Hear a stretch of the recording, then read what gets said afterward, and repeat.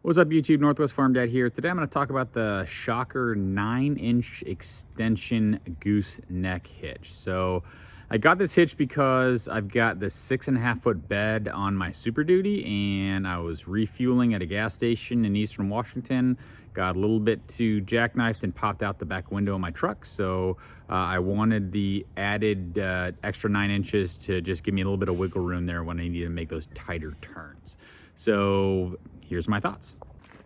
So if we look at where the original hitch holes are, and it's right down there, the original hitch would sit probably right about this level. So the first thing that I'm not thrilled about with the Shocker hitch is that I've got about a 5-inch drop, and this is the highest that it will go. So especially if you've got a newer Super Duty that's actually pretty high up in the back end, it's just a challenge to get your rear wheels more level. So I know I'm going to have to do a lot of adjustment with the air shocks in the back of the Super Duty to make this level. So not thrilled with that bit of the hitch itself.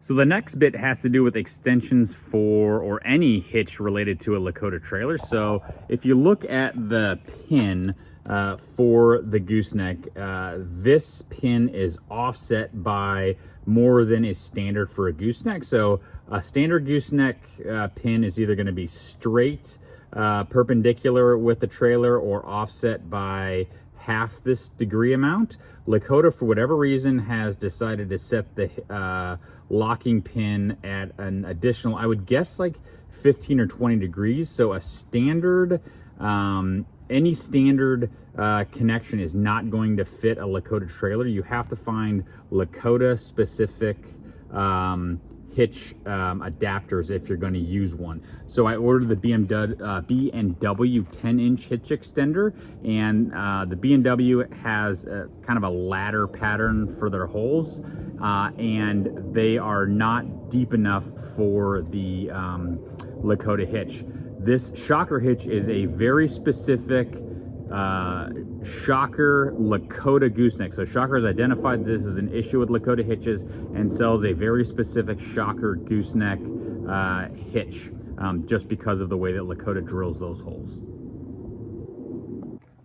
So it's tough to show because I've already installed it and it's heavy and I'm not going to take it out, but the way that this pin fits in there is it's actually a slot. So this, if I were to if I was to loosen the bolt here, this hitch would actually be able to move back and forth because there's 3 separate slots on the pipe here.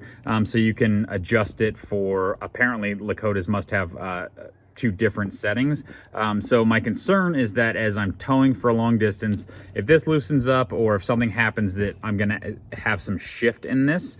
So it's something I'm definitely going to have to keep an eye on, as opposed to just the single hole, right?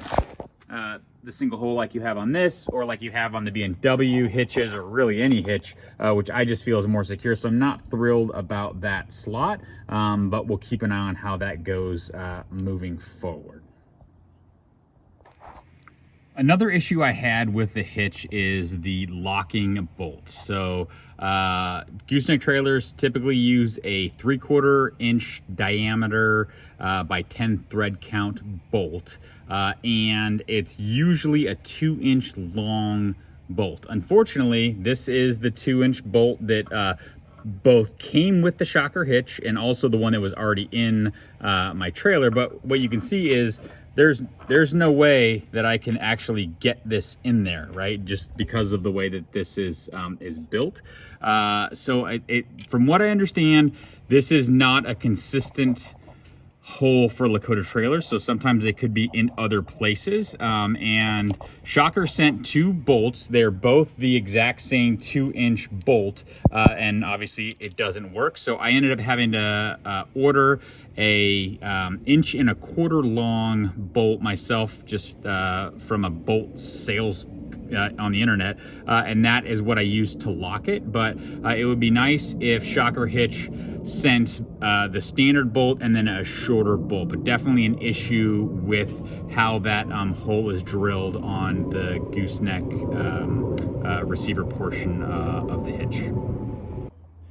And then the last bit of this hitch I am not particularly thrilled about is the way that they actually do the locking mechanism. So they've got just a pin here. This is the pin that it came with, and it is super loose. Like, you can look right there, it's barely hanging on there. So I feel like this is something during a long tow, this is going to come out and I'm going to run into some issues with locking here. Before I use this for the first time, I'm definitely going to replace this with something that's got a cotter pin or something else, but this is not something that I would ever use on the road. So I think this is definitely a design flaw. The original OEM one is a spring base, which you know, I know springs can fail, but I definitely have more trust in that than I do in this. You know, really, I mean, it just pops right open. This is a terrible design decision for this particular hitch, and it will be replaced before I roll out for my first trailer with this hitch on. So overall, when I look at the Shocker Hitch, the one thing I'm happy about is that it gives me the 9-inch extension, so hopefully I won't pop a back window again. The three things that I'm not thrilled about are the fact that you've got the slotted pin here, so this could shift here.